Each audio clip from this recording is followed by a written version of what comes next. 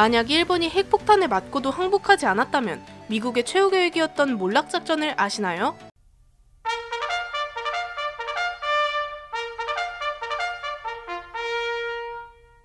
안녕하세요, 지식스토리입니다. 제2차 세계대전의 종지부를 찍었던 미국의 리틀보이와 팻맨, 이 두 녀석이 히로시마와 나가사키에 떨어지면서 일본은 무조건 항복을 외쳤습니다. 이렇게 강력한 폭탄을 난생 처음 봤기 때문이었죠. 일본은 제2차 세계대전에서 패색이 짙어졌지만 섬에 흩어져서 게릴라전을 펼치기도 하며 결사항전을 펼쳤습니다. 아마 리틀보이와 팻맨이 없었다면 꽤 오래 끈질기게 버텼으리라 생각됩니다. 이런 일본의 특성을 잘 알고 있었던 연합군은 일본이 두 방을 맞고도 항복하지 않을 경우를 생각합니다. 일본은 1억 총 옥세라고 말을 하면서 1억 명의 모든 일본인이 결사항전을 펼친다면 전쟁에서 승리할 것이라 생각했습니다. 이렇게 버틸 경우 일본을 어떻게 할지 고민하게 됩니다. 연합군은 최후의 작전으로 일본을 지도에서 지워버리는 작전, 몰락작전을 계획합니다. 이 계획은 미국, 영국, 호주, 뉴질랜드, 캐나다, 프랑스가 일본에 상륙하는 작전이었습니다.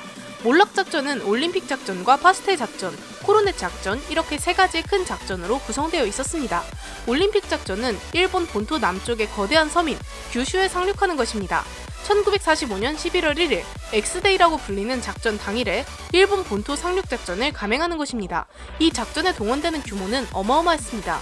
항공모함이 무려 42척이 사용될 예정이었으며 24척의 전함, 400척이 넘는 구축함이 투입될 예정이었습니다.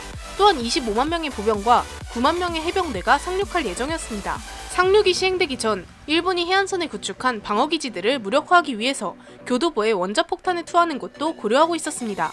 그렇게 된다면 일본군의 방어기지가 초토화되어 비교적 수월하게 상륙작전이 가능하리라 생각했습니다.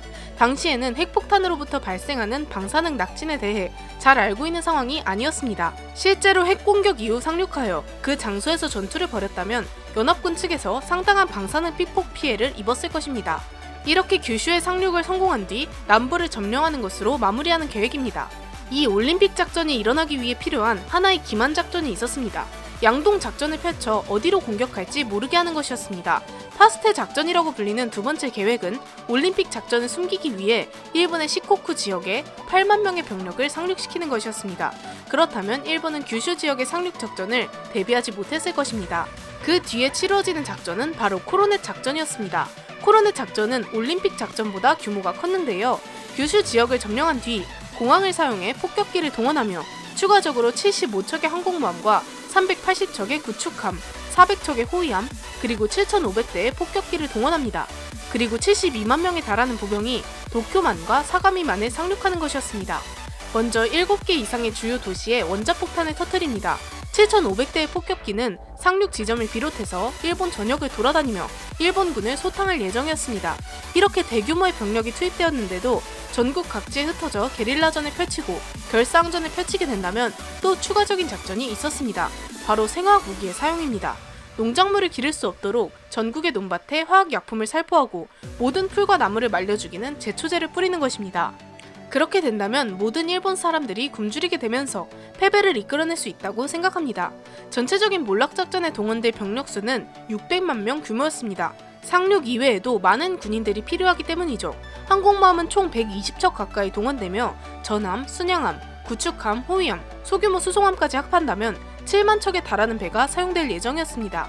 이 작전을 하면서 대한민국 임시정부와 소련도 다른 작전을 준비 중이었습니다. 소련은 만주와 일본 북부를 공격할 계획을 수립 중이었고 대한민국 임시정부는 서울 진공작전을 수립 중이었습니다.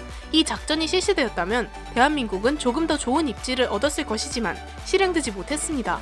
이렇게 대규모의 병력과 핵공격을 감행했더라도 연합군의 피해는 만만치 않았을 것입니다. 오키나와 전투를 비롯한 여러 전투를 겪은 미군은 일본이 굴에서 튀어나오면서 어떻게든 발악하려는 일본의 결사항전을 겪었습니다. 미군이 이기긴 했지만 항상 적지 않은 피해를 입었죠. 몰락작전도 연합군이 결국은 이기겠지만 일본군의 끝없는 발악으로 꽤 큰 피해를 입을 것을 예상했습니다. 약 10만 명 정도가 전투에서 목숨을 잃을 것이라 생각했습니다. 몰락작전이 시행되었다면 규모는 이 지구 역사상 어떤 상륙작전보다 거대한 작전이었을 것입니다. 이렇게까지 큰 스케일의 작전을 계획한 이유는 단 하나였습니다. 미국은 압도적인 힘의 차이로 일본이 굴복하지 않고는 버틸 수 없는 공격을 감행하고 싶었던 것입니다. 즉 어떻게 해도 2차 대전에서 일본이 승리할 수는 없었습니다. 항복하지 않았더라도 연합군에게는 피해를 입히는 정도이지만 일본은 멸망했을 것입니다. 미국을 과소평가하고 전쟁을 일으킨 것은 일본의 큰 실수이지만 빠르게 항복한 것은 현명한 선택이었습니다. 이렇게 일본이 지도에서 지워질 뻔했던 몰락작전에 대해 알아보았는데요. 영상을 재밌게 보셨다면 구독과 좋아요 부탁드립니다. 감사합니다. 지식스토리였습니다.